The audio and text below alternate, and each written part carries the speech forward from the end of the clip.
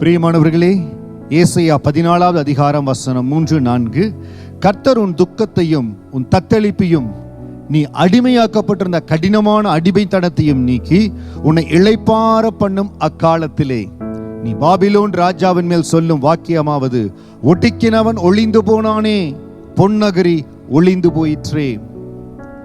எல்லா சிறையிருப்பின் நாட்கள், எல்லா கஷ்டத்தின் நாட்கள், எல்லா உபத்திரவத்தின் நாட்கள்ல நீக்கி உன்னை இளைப்பார பண்ணும் காலத்திலே உங்களை ஒரு இளைப்பாறுதன் காலத்துக்குள்ள என் ஆண்டவர் கொண்டு போகிறார். தம்முடைய ஜனங்களை, இஸ்ரவேல் ஜனங்களை ஆண்டு இளைப்பாறு பண்ணுகிற காலத்துக்குள் போகிற பொழுது நீங்க சொல்லுவீங்க, ஒடுக்கினவன் ஒளிந்து போனானே, பொன்னகரி ஒளிந்து போயிற்றே. உங்களை சிறையிருப்பில் வைத்திருந்த காரியம், உங்களை முன்னேற முடியாதபடி வைத்திருந்த காரியம், கர்த்தருக்காக நீங்க நிற்க முடியாதபடி, விசுவாசத்துல பலப்பட முடியாதபடி வைத்திருந்த காரியம், தேவனுக்கு சாட்சியாய் நிற்க முடியாதபடி உங்களை தடுத்து வைத்திருந்த எல்லா வல்லமைகளும் உடைக்கப்படுகிறது. கர்த்தர் உங்களுக்கு இளைப்பாறு பண்ணுகிற காலத்துக்குள்ளாய் கொண்டு வருகிறார். உங்களை ஒரு மனமகிழ்ச்சி நாட்களுக்குள்ளாய் கொண்டு வருகிறார். உங்களை விடுதலையின் நாட்களுக்குள்ளாய் கொண்டு வருகிறார். ஏதோ சில மனுஷ கட்டுக்குள்ள நீங்க இவ்வளவு நாள் இருந்தீங்க. கர்த்தருக்காக செய்ய வேண்டிய காரியங்கள், கர்த்தர் உங்களை கொண்டு செய்ய வேண்டிய காரியங்களை செய்ய முடியாதபடி எத்தனையோ காரியங்கள்ல கட்டப்பட்டு இருந்தீங்க. இன்றைக்கு அந்த கட்டுகள் தெரிபடுகிறது. இன்றைக்கு அந்த சிறையிருப்பிலிருந்து கர்த்தர் ஒரு விடுதலையை கொடுக்க போறார். எப்படி இஸ்ரவேல் ஜனங்கள் சொல்லினார்களோ, ஒடுக்கினவன் ஒளிந்து போனானே, பொன்னகரி ஒளிந்து போயிற்று, அதே போல இன்றைக்கு நல்ல ஒரு மறுமலர்ச்சியை தேவன் உங்க வாழ்க்கையில கொண்டு வருகிறார். உங்களை தடை செய்த வல்லமைகள் எல்லாம் உங்களை விட்டு நீங்கி போகிறது.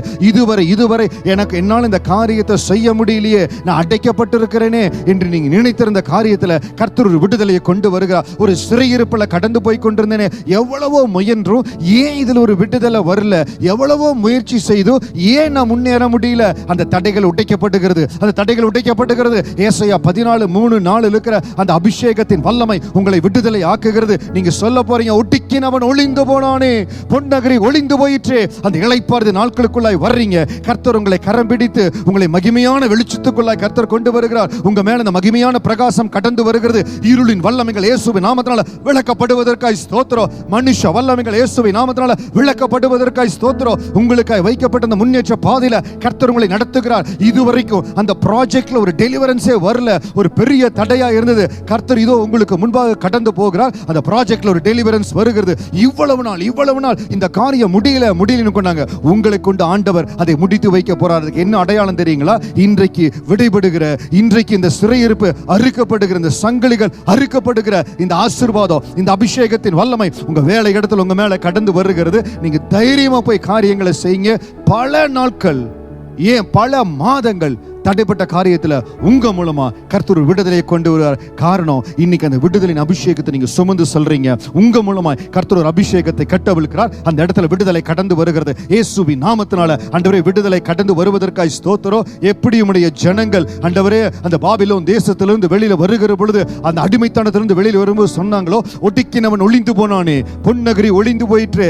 சந்தோஷமா இன்னைக்கு சொல்றீங்க, என்னை தடை செய்த காரியங்கள், நான் முன்னேற முடியாதபடி இருந்த எல்லா முட்டுக்கட்டைகளை ஆண்டவர் எடுத்து போட்டு விட்டார். இன்றிலிருந்து ஒரு அற்புதமான விடுதலை, ஒரு ஆசீர்வாதம் என்னை நிரப்பி இருப்பதற்காக ஸ்தோத்திரம்னு சொல்லுங்க. உங்களை ஒரு ஆசீர்வாதத்தின் பாத்திரமாய் நீங்க இருக்கிற இடத்துல ஆண்டவர் உங்களை பயன்படுத்துகிறார். மேலும் உங்களை பயன்படுத்துவார். God bless you.